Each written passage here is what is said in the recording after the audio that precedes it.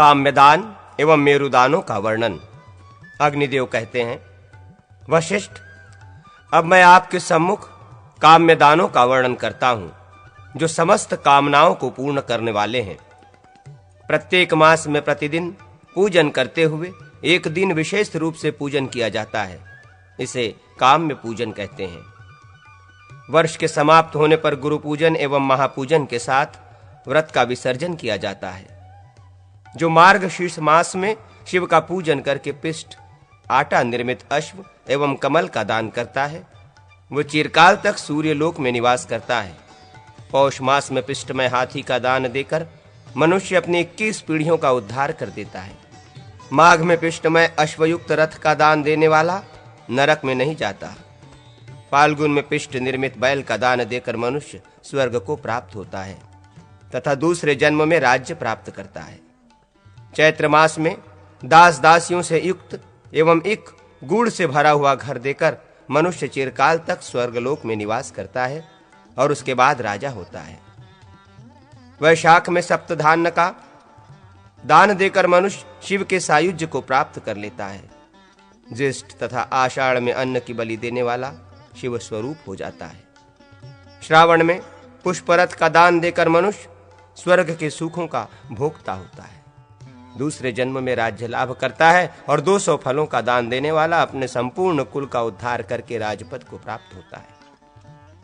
भाद्रपद में धूप दान करने वाला स्वर्ग को प्राप्त होकर दूसरे जन्म में राज्य का उपभोग करता है। आश्विन में दुग्ध और धृत से परिपूर्ण पात्र का दान स्वर्ग की प्राप्ति कराने वाला है।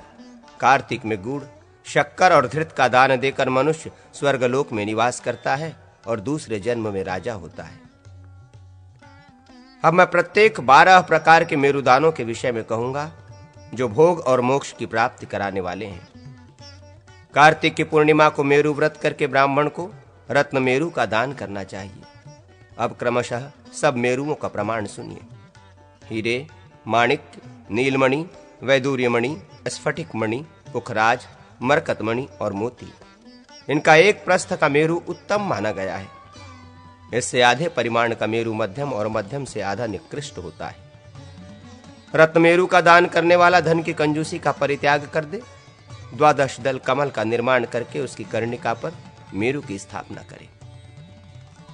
इसके ब्रह्मा, विष्णु और शिव देवता हैं। मेरु से पूर्व दिशा में 3 दल हैं। उनमें क्रमशः माल्यवान, भद्रवाक्ष तथा ऋक्ष पर्वतों का पूजन करें। मेरु से दक्षिण वाले दलों में निषद, हिमकुट और हिमवान की पूजा करें। मेरु से उत्तर वाले 3 दलों में क्रमशः नील, श्वेत और श्रृंगी का पूजन करें तथा पश्चिम वाले दलों में गंधमादम, वैकंक एवं केतुमाल की पूजा करें। इस प्रकार 12 पर्वतों से युक्त मेरु पर्वत का पूजन करना चाहिए। उपवास पूर्वक रहकर स्नान के पश्चात भगवान विष्णु अथवा शिव का पूजन करें। भगवान के सम्मुख मेरु का पूजन करके मंत्रोच्चारण पूर्वक उसका दान ब्राह्मणों को कर दें। दान का संकल्प करते समय देश काल के उच्चारण के पश्चात कहें, मैं इस द्रव्य निर्मित उत्तम मेरु पर्वत का, जिसके देवता भगवान विष्णु हैं, अमुक गोत्र वाले ब्राह्मण को दान करता हूं। इस दान से मेरा अंतःकरण शुद्ध हो जाए और मुझे उत्तम भोग एवं मोक्ष की प्राप्ति हो। इस प्रकार दान करने वाला मनुष्य अपने समस्त कुल का उद्धार करके देवताओं द्वारा सम्मानित हो विमान पर बैठकर इंद्रलोक, ब्रह्मलोक, शिवलोक तथा श्री वैकुंठ धाम में क्रीड़ा करता है। संक्रांति आदि अन्य पुण्य कालों में मेरु का दान करना चाहिए। 1 सहस्त्रपल सुवर्ण के द्वारा महामेरु का निर्माण करावे। वो 3 शिखरों से युक्त होना चाहिए और उन शिखरों पर ब्रह्मा, विष्णु और शिव की स्थापना करनी चाहिए। मेरु के साथ वाला प्रत्येक पर्वत 100 पल सुवर्ण का बनवावे। मेरु को लेकर उसके सहवर्ती पर्वत 13 माने गए हैं। उत्तरायण अथवा दक्षिणायन की संक्रांति में या सूर्य चंद्र के ग्रहण काल में विष्णु की प्रतिमा के सम्मुख स्वर्ण मेरु की स्थापना करें। तदनंतर श्रीहरि और स्वर्ण मेरु की पूजा कर उसे ब्राह्मण को समर्पित करें। ऐसा करने से मनुष्य चिरकाल तक विष्णु लोक में निवास करता है। जो 12 पर्वतों से युक्त रजत मेरु का संकल्प पूर्वक दान करता है, वो उतने वर्षों तक राज्य का उपभोग करता है जितने कि इस पृथ्वी पर परमाणु हैं। इसके सिवा वो पूर्वोक्त फल को भी प्राप्त कर लेता है। भूमि मेरु का दान विष्णु एवं ब्राह्मण की पूजा करके करना चाहिए। एक नगर, जनपद अथवा ग्राम के 8वें अंश से भूमि मेरु की कल्पना करके अवशिष्ट अंश से शेष 12 अंशों की कल्पना करनी चाहिए। भूमि मेरु के दान का भी फल पूर्ववत होता है। 12 पर्वतों से युक्त मेरु का हाथियों द्वारा निर्माण करके 3 पुरुषों सहित उस हस्ती मेरु का दान करें। वो दान देकर मनुष्य अक्षय फल का भागी होता है। 15 अश्वों का अश्वमेरु होता है। इसके साथ 12 पर्वतों के स्थान 12 घोड़े होने चाहिए।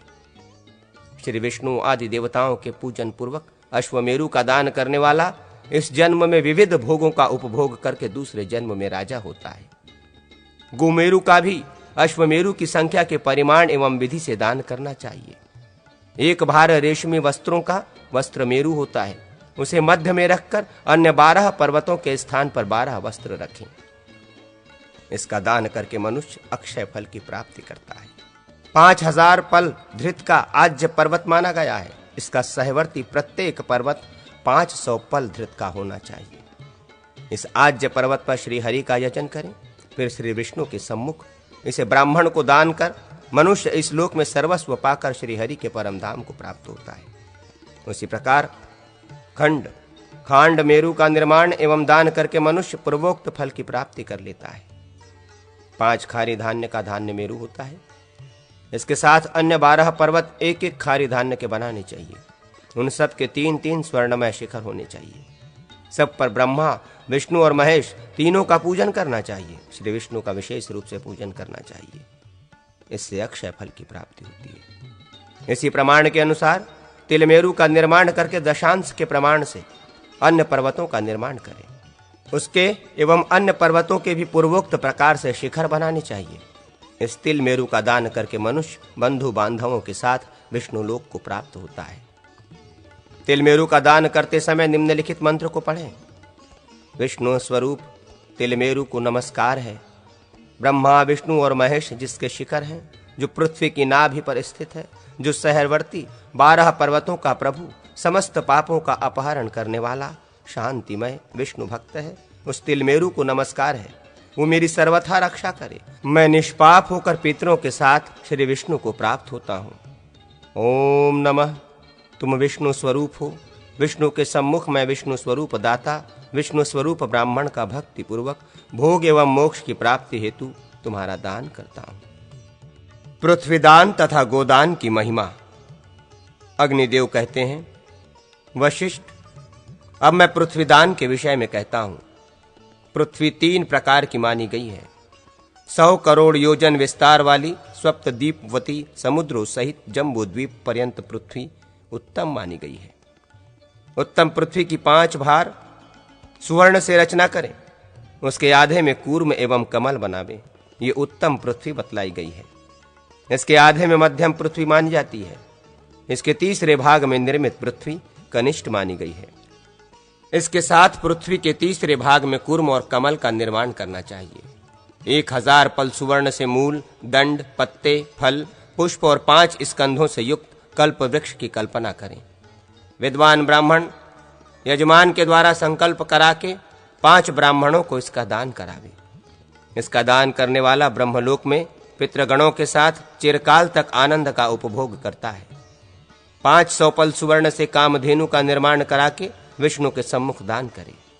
ब्रह्मा, विष्णु एवं शिव आदि समस्त देवता गौ में प्रतिष्ठित हैं। धेनु दान करने से अपने आप समस्त दान हो जाते हैं।